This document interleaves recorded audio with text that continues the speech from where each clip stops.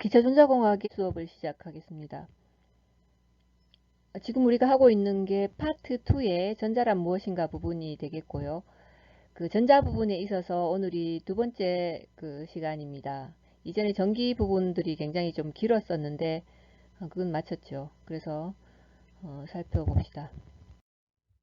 먼저 지난 시간에 반도체의 성질에 대해서 얘기를 했었죠. 저항률의 그 반도체 성질, 물론 이걸만 성질이라고 하긴 그렇지만 이렇게 몇 가지를 이제 뽑아내어져 있죠. 우리 교재상에서 그렇게 정리가 되어 있네요. 저항률에 의해서 도체, 반도체, 부도체로 나뉜다. 가 있고, 온도가 상승하면 저항이 감소한다. 가 있죠. 또 약간의 불순물을 혼합하면 저항이 감소한다. 열이나 빛 전압에도 민감하다라는 어떤 반도체의 특성이 성질이 있습니다. 근데 여기서 저항률이라는 것이 나오고 있는데, 저항률이라는 것은 그 우리가 뭐 온도를 일정하게 했을 때에 길이 1cm, 면적은 1제곱cm에서 전류의 흐르기 쉬움을 나타냄.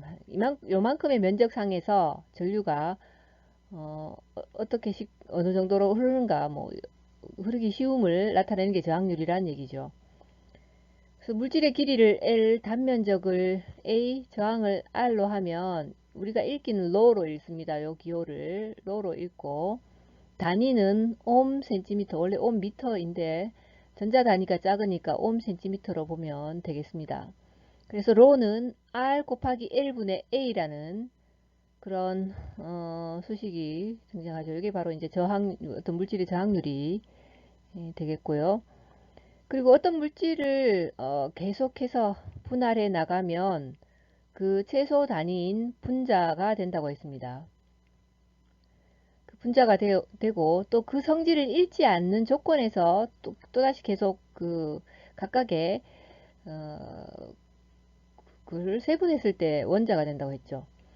분자라는 것은 물을 예를 쳤을 때 물이라고 불릴 수 있는 최소 단위는 H2O인데, 여기서 그 성질을 읽지 않은 계속해서 세분했을 때가 원자 된다 했으니까 이거를 다시 분해를 하게 되면 H랑 O가 남네요. 수소랑 산소가 이제 들어가 있네요. 그죠? 자, 그렇게 볼 수 있겠는데, 자, 그리고 원자 구조가 나왔습니다. 원자 구조라는 것은 원자 구조가 어떻게 생겼는지는 뭐 옛날에도 했던 거인데, 안에 원자 핵이 있고 가해 전자가 돌고 있다고 했죠. 이만큼 큰 원자 핵이 여기 있는데, 이 원자 핵 안에도 또다시 두 가지 그 성분이 있습니다. 성분이라고 해야 되나? 원소가 있다는 얘기죠.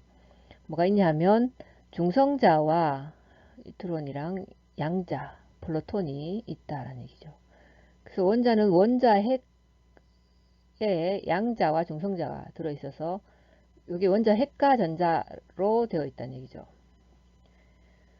그 원자는 두 가지로 되어 있지만 그 두 가지 중에 한 개는 또다시 원자 핵이라는 것은 또다시 안에 두 가지가 들어있더라라는 얘기입니다. 그리고 전자 중에 가전자라는 것이 있는데 먼 거리에서 정원이 채워지지 않는 전자를 가전자라고 합니다. 그러면 이제 그 전자의 궤도면과 전자수라는 게 나와 있죠. 그 물질마다 이렇게 구성된 거, 여기처럼 원자 핵이랑 가의 그 전자들이 몇 겹으로 구성되어 있는가, 또 전자가 몇 개이냐에 따라서 그 원소들이 나누어집니다. 그런데 이 가의 궤도는, 원자 핵을 도는 궤도는 여러 궤도가 있는 거죠. 첫 번째 궤도를, 원자 핵의 첫 번째 라인을 도는 궤도를 K각, 두 번째 L각, M각, N각 이렇게 나가서 K, L, M, N, O, P, Q 이렇게 마치 양파 껍데기처럼 첫 번째 껍데기에 도는 전자, 두 번째 껍데기에 도는 전자 이렇게 해서 여기는 지금 N까지 되어 있는데 이 N 마지막인 요 N 뭐 Q나 P까지 이렇게 갈 수도 있겠죠. 여기 궤도명이 순서대로 K, L, M, N, O, P, Q 이렇게 해서 이렇게 껍질처럼 이렇게 돌려져 있다는 얘기입니다. 근데 어떤 원소든지 그 원소가 가지고 있는 최외곽을 도는 궤도상의 전자는 모자랄 수가 있다는 얘기죠. 채워지지 않을 수 있다는 얘기. 다른 그것은 채워져 있지만, 그거는 채워져 있다는 개념은 각 궤도상에서 결국은 원자 어떤 이 전자의 수가 정해져 있다는 얘기죠. K각에서는 2개고, L각에서는 8개, M각에서는 18개, N은 32, O는 32, 8개, Q는 8개, 이렇게 된다는 얘기입니다. 여기는 K는 2개니까 여기 2개, L은 8개. 이렇게 채워져 있어야 되는데, 보통 마지막 각에서 뭔가 빠져 있을 경우가 있다는 얘기죠. 물론 다 채워져 있을 수도 있겠죠. 다 채워져 있는 전자는 안정적인 그런 물질이 되겠죠. 이 가에 비어져 있는 원래 이 개수를 채우지 못한 그 전자들이 튀어나가면서 자유전자가 되는 거죠. 그런 여기 제일 가에 각에 있는 전자들이 가전자란 얘기입니다. 가전자가 자유전자로 이렇게 튀어나갑니다. 모든 것이 가전자가 아니라 채워지지 않는 전자, 개수가 채워지지 않은 전자, 마지막 각이죠. 그리고 그래서 KLMNOPQ 이렇게 되어 있다는 것을 알 필요가 있겠고, 그리고 이 정원이 채워지지 않는 전자를 가전자라고 한다는 것, 이렇게 구성되어진다는 것 전반 요것을 좀 기억할 필요가 있겠죠. 자, 그래서 에너지 갭의 대소가 물질을 구분한다 되어 있는데요. 앞에서 물질을 반도체의 성질에 있어서는 저항률이라는 얘기를 했습니다만, 전혀 관계없는 것은 아니죠. 반도체, 부도체라는 것이. 이 에너지 갭이, 그러니까 충만대가 여기 있고, 전도대가 여기 있으면 중간에 있는 금지대가 작은 것이 도체, 중간이 반도체고 굉장히 커서 뛰어넘기 어려운 게 부도체가 되는데, 자, 이것을 원래는 보기 전에 오른쪽 그림을 봐야 했었는 거죠. 궤도를 앞에서 봤던 KLM 원자의 주위를 돌아가는 궤도가 있었죠. 자, 그 궤도를 더 자세히 보면 넓이와 각각 높이가 다르게 됩니다. 여기가 지금 핵이 될 거니까 여기가 이제 어떤 원소 핵이겠죠. 자, 그럼 여기까지. 자, 여기서 전자가 이렇게 튀어가는 걸로 봐서 여기는 없는 대역입니다. 여기는 없는 대역이고, 자유전자란 얘기죠. 여기 마지막 각이니까 K, L, M. 보통 최외곽에서 전자가 부족해서 그게 가전자라서 튀어나가는 경우가 있죠. 그처럼 튀어나가서 여기 없는 쪽에 새로운 궤도에 지금 들어가 버리는 겁니다. 이렇게 봤을 때 요거를 합쳐서 요것이 중요한데, 요게 바로 옆에서 이쪽에 보여지는 요 내용이죠. 금지대가 있고 충만대가 있고 전도대가 있는 겁니다. 그래서 최외곽이 결국은 충만대가 되겠죠. 이게 충만대고, 금지대는 그 사이 간격이 될 것이고, 전도대는 그 다음에 띠가 새로운 띠가 되겠죠. 전자가 들어가 버린 새로운 띠가 됩니다. 자, 그래서 이 자유전자가 튀어나가서 새로운 띠에다 들어가 버리는 게 바로 이죠. 그렇죠. 이게 전기가 더 빨리 활성화돼서 빨리 흐르게 하려면 이렇게 자유전자가 많아서 이게 튀어나가는 게 많아야 되겠죠. 자유전자의 움직임으로 인해서 우리가 전류가 흐르고 전기가 이제 도는 거죠. 그래서 요 옆에 보면 이제 요걸 밴드라고 하는데, 충만대 밴드, 금지대 밴드, 전도대 밴드죠. 요건데, 요 금지대가 넓으면은 자유전자가 뛰어넘기가 힘드니까 당연히 부도체 쪽에 그냥 가까웠겠죠. 거의 뛰어넘을 수가 없을 정도가 되면 그럴 것이고, 이게 금지대가 아주 좁아서 자유전자가 바로 뛰어넘을 수 있게 되게 되면 도체가 될 겁니다. 이 사이를 뛰어넘는 것이 빨리 뛰어넘고 많이 그러면 왔다 갔다 하는 자유전자가 활성화되어 있다는 얘기죠. 자, 그 그림을 지금 보여줍니다. 이렇게 궤도와 어떤 자유전자 또 충만대 전도, 이 중요한 개념이죠. 전기를 흐르게 하는 중요한 어떤 전류를 흐르게 하는 중요한 개념이란 얘기죠. 그리고 이제 공핍층이라는 말이 나오는데, 공간 전화 영역이라고도 하죠. 그 공핍층이라는 것은 서로 P형에 있는 홀이 N형으로 움직이려고 하는 것, 또 N형에 있는 홀이 P형으로 움직이려 하는 거죠. 이렇게 함으로써 Pn 접합에서는 자유전자와 전공의 이동이 있을 수가 있습니다. 이 PN 접합이라는 것, P형과 N형 반도체의 접합이라는 얘기죠. 그 접합 부분에서 이런 일이 일어난다는 얘기죠. 그러다 보니까 여기 이렇게 전개가 발생해서 P형 쪽에서는 마이너스 전하가 있는 빈 공간, N형 쪽에서 플러스 전하가 있는 빈 공간, 이것이 바로 공피층이고 여기서는 이동이 멈추게 됩니다. 전개가 발생한 부분을 공피층이라고 한다 했고, 자, 그렇게 함으로써 이 공피층이 생김으로 인해서 전이장벽이라는 것이 생기죠. 그리고 또 그 전이장벽이란 이 개념은 전압을 순방향 전압을 걸었을 때 이 PN 그 접합에 순방향 전압을 걸게 되면 전류가 많이 흐르게 되죠.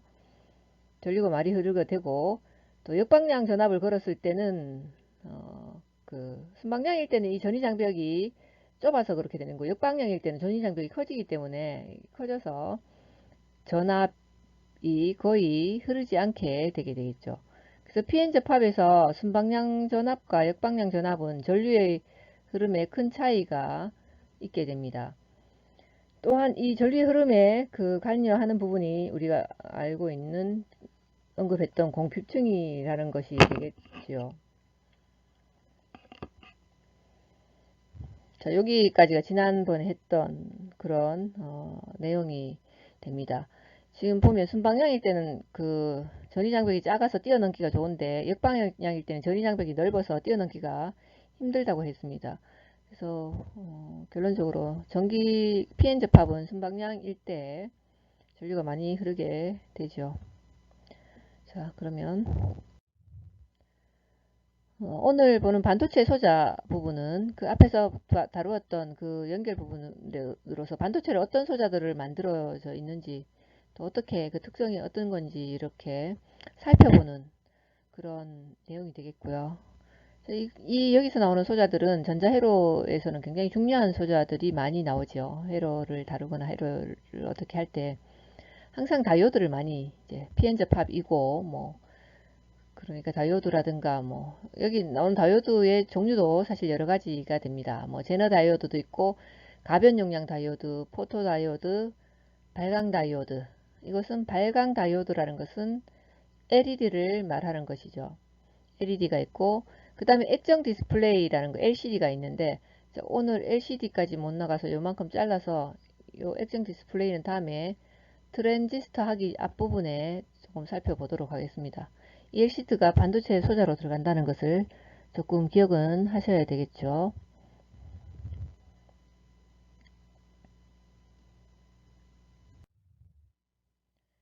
이제 PN 접합 먼저 이제 다이오드가 되는데, PN 접합 다이오드 구조가 이렇게 됐다. PN 접합 다이오드는 원리적 구조 앞에서 봤던 것처럼 P형 홀이 있고, 그 P에다 홀이 많죠. N형에는 자유전자가 많습니다. 이것을 붙여서 이런 접합면이 생겨져 있죠. 한 개의 접합을 했다는 얘기죠. P와 N의 1접합인 거죠. 자, 그리고 이것은, 그래서 이쪽이 에너드 쪽, 플러스 쪽이 될 것이고, 캐소드 쪽, 마이너스 포트 마이너스 쪽으로 보게 됩니다. 그래서 P 쪽이 에너드 쪽이고, N형 반도체 쪽이 캐소드 쪽입니다. 에너드와 캐소드로 이렇게 불려진다는 얘기죠. 그리고 기호로 표시할 때, 이렇게 표시합니다. 기호로는 이렇게 쓰고, 삼각형에 돼 있고 짝대기를 끄죠. 그러면 에노드가 이 뒷부분이 됩니다. 짝대기 이렇게 끄여져 있는 부분이 캐소드가 될 겁니다. 이렇게 반도체 그 다이오드는 이런 기호를 써야 된다는 것을 기본 다이오드 기호입니다. 이런 다이오드를 써야 된다는 것을 알고, 그 다음에 이렇게 표시되어 있는 것도 있습니다. 캐소드 밴드라고 해서 에노드 하고서 역시 막대기는 이쪽에 이렇게 돼 있죠. 이렇게 돼 있고 여기가 캐소드입니다. 에노드 캐소드를 그 다이오드에서는 조금 구분을 해서 쓸 수가 있어야 되고, 그래서 이제 PN 접합의 기본 구조, 원접합인 PN 접합이 다중접합일 때도 있는데, 자, 여기서 원접합 한 개의 접합인, 그렇지만 소자 중에서는 굉장히 중요한 소자가 되겠죠. 그런 다이오드의 구조였습니다.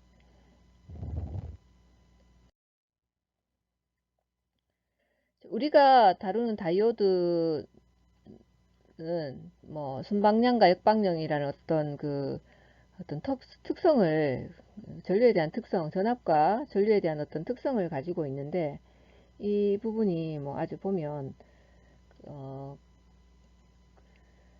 어, 그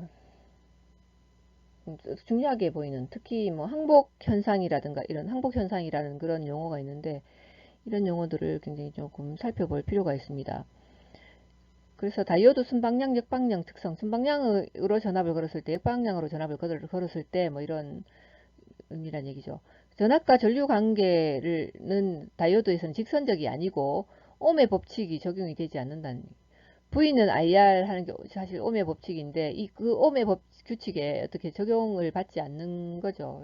역방향 뭐 어떤 때문에 또 그렇기도 하고, 또 약간의 순방향 전압으로 큰 전류가 흐르게 할 수 있습니다. 다이오드는 그런 특징을 가지고 있고, 자, 그 약간의 그 전류라는 것은 물질마다 얼만큼 필요한가가 조금 다른데, 게르마늄을 사용한 다이오드는 약 0.2V 정도의 그 전압으로 큰 전류를 만들 수 있습니다. 얼마의 전압이 필요한가?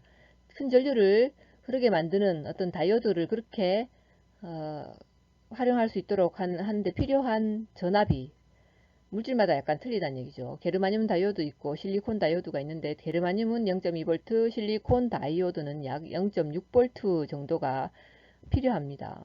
이 정도가 있으면 큰 전류를 제어할 수 있습니다. 흐르게 할 수가 있다.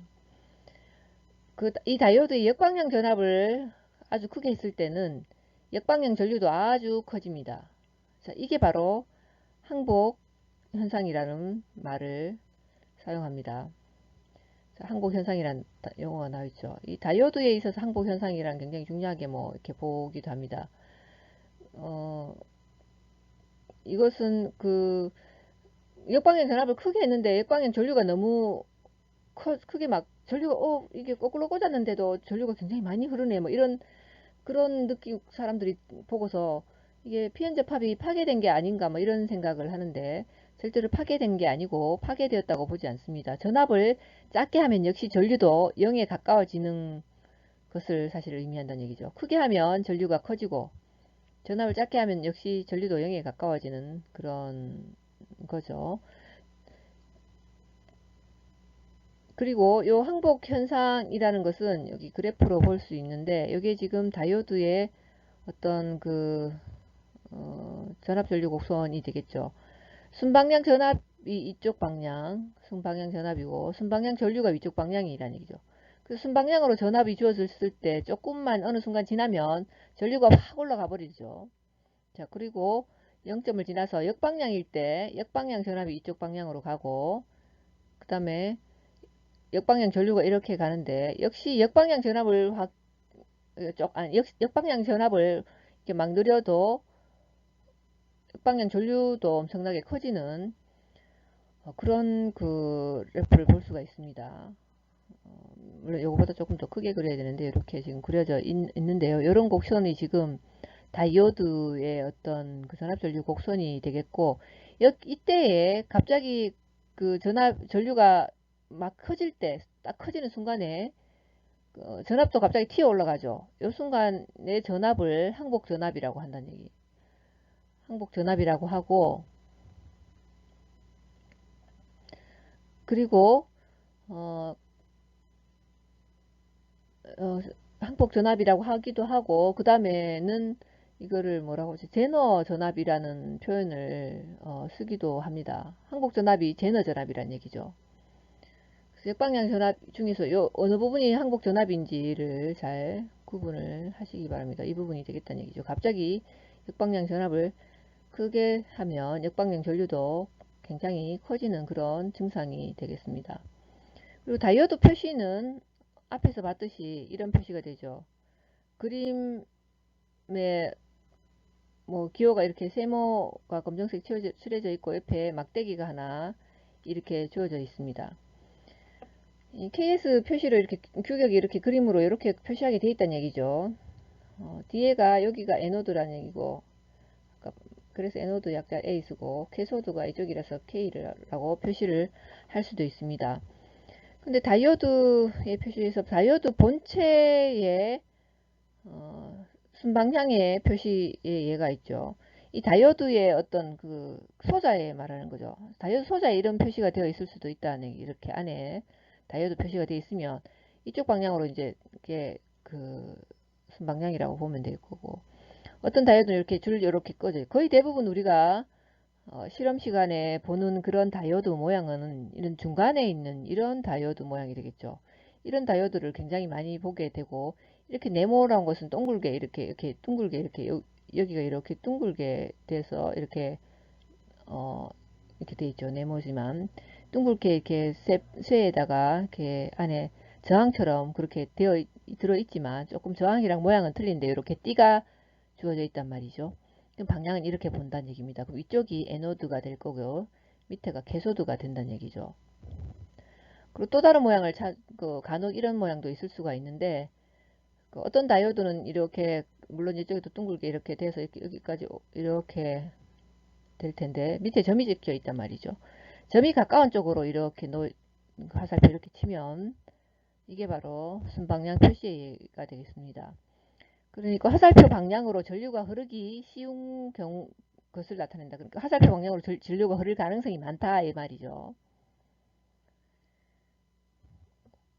그리고 이 명칭을 다이오드에도 있는데, 다이오드가 너무 작아서 글자가 안 보일 수도 있겠습니다만, 크게 소자 부품 번호를 보면 이렇게 표시가 되어 있을 때가 있습니다. 큰 부품에는 스스로 이렇게 표기가 프린트가 되어 있을 때도 있겠지만, 명칭에 보면 앞부분이 1S라고 되어 있죠. 1S라는 것은 다이오드를 의미한다는 얘기죠. 왜냐하면 1이라는 것은 접합이 PN이 한 번 접합되어 있다 해서 한 번 접합되어 있는 소자는 다이오드이기 때문에 그렇죠.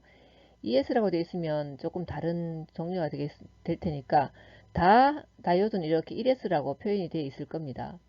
그리고 나서 그 뒷부분에 번호가 한 개, 두 개, 세 개가 놓여지게 될 거죠. 자, 이게 바로 이제 다이오드 품명이 될 겁니다. 무슨 부품을 받아오거나 할 때 1S라고 이렇게 되어 있으면 아 다이오드네 하고서 알아야 되는 그런 기억의 그 번호가 되겠고요. 그런 명칭이고, 그리고 옆부분에 또 보니까 그래프에 그 순방향 전류 이쪽에 이제 전류가 아이고 여기 VF라고 되어 있네요. VF라고 되어 있는데 GE 다이오드라고 되어 있다는 얘기는 게르마늄 다이오드라는 얘기가 되겠습니다. GE 다이오드는 게르마늄 다이오드, SI 다이오드는 실리콘 다이오드가 되겠죠. 자, 그래서 실리콘 다이오드와